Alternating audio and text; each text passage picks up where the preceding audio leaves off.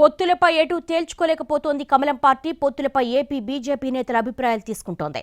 పొత్తులకు వెళ్లాలా లేక ఒంటరిగా పోటీ చేయాలా అన్నదానిపై శివప్రకాష్ ఆరా తీస్తున్నారు.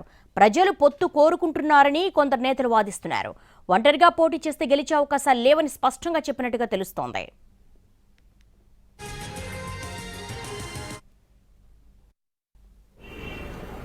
పొత్తు ఉంటే ఎలాగుంటుంది, పొత్తు లేకుంటే ఎలాగుంటుంది అనేది కూడా చర్చించడం జరిగింది.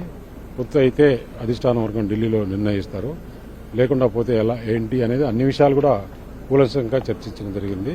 ఈ రోజు రేపు అయిన తర్వాత ఏ విధంగా జరిగింది, ఎలా జరిగిందని కూడా చర్చలు అన్ని వివరిస్తారు.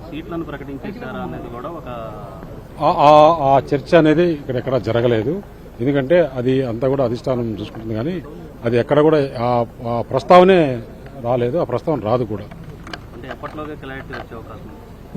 టైం లేదు కదా, త్వరలోనే 2-3 రోజుల్లోనే భారతీయ జనతా పార్టీ ఇప్పుడు మళ్లీ ఎలక్షన్స్ వస్తున్నాయి. తప్పనిసరిగా ఈ దుర్మార్గపు ప్రభుత్వాన్ని రాజకీయంగా బయటికి పెట్టడమే ధ్యేయంగా పొత్తులు ఉండాలి అనేది ప్రజలందరూ కూడా ఆశిస్తున్నారు.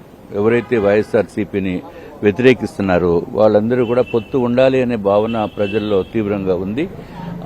మరి మా వరకు అయితే మా పార్టీ హైకమాండ్ ఏ నిర్ణయం అయితే చేస్తుందో ఆ నిర్ణయానికి మేము కట్టుబడి ఉండాలి.